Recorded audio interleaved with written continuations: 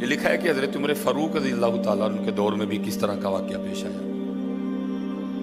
ایک نوجوان تھا، حسین و جمیل تھا، اللہ نے حسن عطا کر رکھا تھا بڑا۔ اس نے جب بھی نماز پڑھنے کے لیے آنا نا تو راستے میں ایک عورت تھی، اس کی نظر پڑتی، اور یہ کہا گیا ہے کہ جو نظر ہے یہ شیطان کے تیروں میں سے ایک تیر ہے حضرت۔ اسی لیے تو حضرت جی نظریں جھکا کے چلنے کا حکم دیا گیا ہے، کیونکہ جو نظر ہے یہ شیطان کے تیروں میں سے ایک تیر ہے حضرت جی۔ پڑھ تو یہ ایک دفعہ جاتی ہے لیکن کتنی دنوں تک حضرت اس نظر کا جو اثر ہے وہ دل سے نہیں جاتا۔ اپنی نظریں بڑی سنبھالو، اپنی نظریں بڑی سنبھالو۔ اس کی تو نظریں پاک تھیں لیکن راستے میں ایک عورت تھی، اس کی پاک نہیں تھی۔ اس نے آتے جاتے جاتے آتے آتے جاتے اس کو دیکھنا، شیطان نے اپنا کام کرنا شروع کر دیا۔ اس نے ایک دن کیا کیا، اس نے اپنی خادمہ سے نا اپنی خواہش کا اظہار کیا، میرا دل کرتا ہے کہ اس نوجوان سے نا تنہائی ملے، لیکن ملے تو ملے کس طرح؟ وہ جو خادمہ تھی ذرا پکی عمر کی تھی، اس نے کہا یہ تو کوئی مشکل کام نہیں ہے، آج ہی رات کو بات بنا دیتی۔ وہ جب عشاء پڑھ کے وہ نوجوان مسجد سے نکلا نا، وہ خادمہ راستے میں کھڑی ہو گئی۔ اس کو روک لیا، اس کو 2-3 احادیث سنائی، 2-3 آیات مبارکہ سنائی کسی کے کام آنے کے حوالے سے۔ ہمارے گھر میں مرد کوئی نہیں ہے، کچھ وزنی سا سامان اٹھانا ہے، اگر آپ اٹھا دیں تو بڑی نوازش ہوگی، اللہ راضی ہوگا، اللہ کے رسول راضی ہوگا، کوئی مسئلہ نہیں۔ اسی طرح ہوا حضرت، وہ گھر لے گئی، پچھلے کمرے میں لے گئی۔ وہ جیسے کمرے میں داخل ہوئے، وہ عورت پہلے موجود تھی، اس نے جناب اندر سے چٹکنی لگا لی اور اس کے سامنے اپنی خواہش کا اظہار کیا۔ جیسے میں نے کہا نا بڑا مشکل موقع ہوتا ہے، لیکن وہ نوجوان ہماری طرح کا نوجوان نہیں تھا، وہ قرآن والا نوجوان تھا، اس کا تعلق قرآن سے مضبوط تھا۔ اس کو یہی آیت یاد آئی، وَلِمَنْ خَافَ مَقَامَ رَبِّهِ جَنَّتَانِ، جو اپنے رب کے حضور کھڑا ہونے سے ڈر گیا، موقع بھی تھا، طاقت بھی تھی، عمر بھی تھی، خواہش بھی تھی، پھر بھی ڈر گیا، نہیں نہیں نہیں میرا اللہ دیکھ رہا ہے، میں کل اپنے اللہ کے حضور کون سا منہ لے کے جاؤں گا، کس طرح اللہ اور اللہ کے رسول کی بارگاہ میں کل جاؤں گا۔ سارا کچھ کر سکتا تھا، کوئی تیسرا نہیں تھا، لیکن کیا نہیں، میرا اللہ دیکھ رہا ہے۔ وہ ایسا خوف طاری ہوا، ایسا خوف الہی طاری ہوا، گش کھا کے گر گئے نیچے۔ اب عورت ڈر گئی، آگے بڑھ کے کسی نے نبض نہیں دیکھی کہ زندہ ہے کہ شہید ہو گئے، انہوں نے سمجھا کہ شاید مر گئے۔ اس نے دروازہ کھٹکھٹایا، باہر سے اس نے خادمہ نے دروازہ کھولا، اس نے کہا یہ تو مر گیا۔ اس نے کہا یہ بھی کوئی مشکل بات نہیں، بھائی نام تو اس پہ لگے گا نا جس کے گھر سے لاش برآمد ہوگی، تم ٹانگیں پکڑو میں ہاتھ پکڑتی۔ انہوں نے تھوڑا سا محنت مشقت کر کے نا اٹھا کے جو باہر کوڑا پھینکنے کی جگہ تھی نا، اس نوجوان کو پھینک دیا۔ اب رات پڑ گئی، بیٹا گھر نہیں آ رہا، باپ پریشان تھا۔ جب کافی وقت گزرا نا تو والد صاحب بیٹے کی تلاش میں نکلے، تو راستے میں کیا دیکھتے ہیں کہ وہ جو کوڑا کرکٹ پھینکنے کی جگہ ہے وہاں بیٹا پڑا ہوا ہے۔ بیٹے کو اٹھایا، گھر لے آئے، منہ پہ پانی کے چھینٹے مارے، بیٹے کو ہوش آئی۔ باپ نے پوچھا پتر کیا ہوا؟ وہ بیٹے نے پھر سنانا شروع کیا۔ جب پھر وہاں پہنچا نا، اس عورت نے مجھے دعوت زنا دی، تو پہلے تو خوف الہی کی وجہ سے بے ہوش ہوا تھا، اس بار اتنا خوف الہی نے غلبہ کیا کہ واقعی روح پرواز کر گئی ہے۔ والد نے راتوں رات جنازہ کروا دیا۔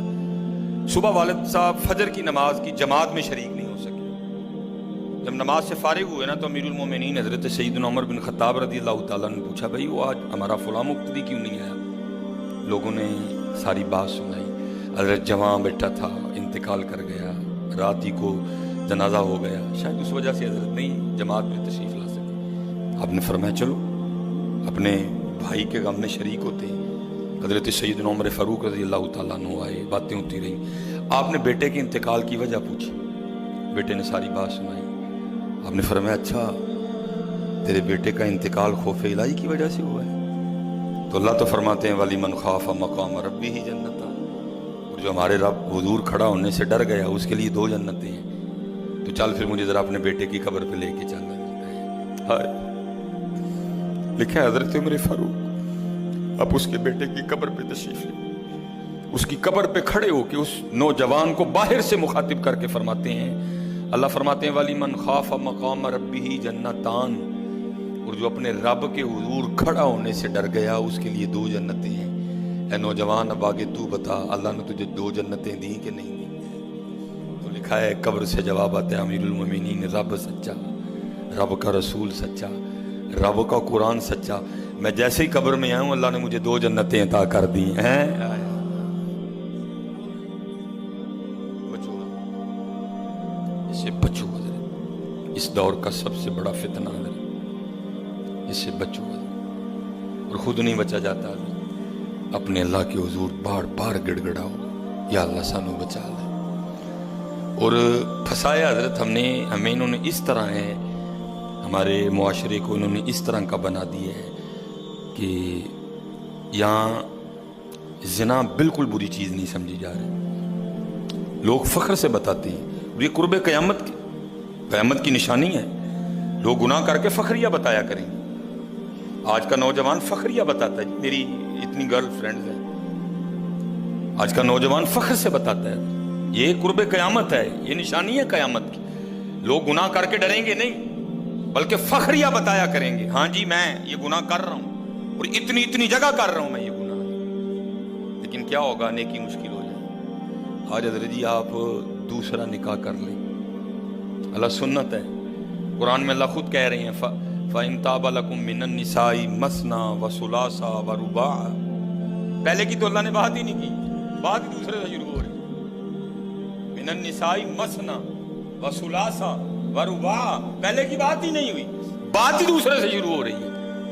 جتنی مرضی گرل فرینڈ رکھ لیں آپ کو کوئی برا نہیں سمجھے گا، بلکہ لوگ آپ کے جانے کے بعد بڑا خوش ہو گئے کہ یار بڑا رنگین مزاج آدمی ہے، لیکن حضرت آپ دوسرا نکاح کر لیں اسی وقت آپ لوگوں کے کاغذوں میں 2 نمبر ہو جائیں گے، پیکے بھی ناراض، سونے بھی ناراض، پرا بھی ناراض، سالہ بھی ناراض، ہیں جی، چھوٹا بھی ناراض، بڑا بھی ناراض۔ یہ کیا ہے؟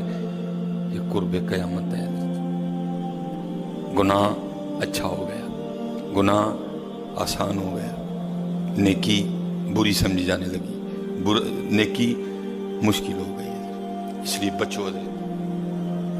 اس کا طریقہ جو ہمیں ہمارے بڑوں نے بتایا ہے یہی ہے حضرت جی، روز سرگی اٹھو تے اللہ دے حضور رو، یا اللہ جے دن چڑھے آئے تے تیرے فضل نہ چڑھے آئے، جے چاڑے تے پھر ساڑی حفاظت بھی فرمائیں گے، سانو بچا بھی لیں گے، ساڑی حفاظت بھی فرمائیں گے۔ تو حضرت جی دنیا تو 4 دن کی ہے، جا رہی ہے، کالے وال مسافر ہوئے، چٹیاں ڈیرے لائے، کالے وال مسافر ہوئے، چٹیاں ڈیرے لائے، ویکھ محمد بخشا موت سے نہیں آئے۔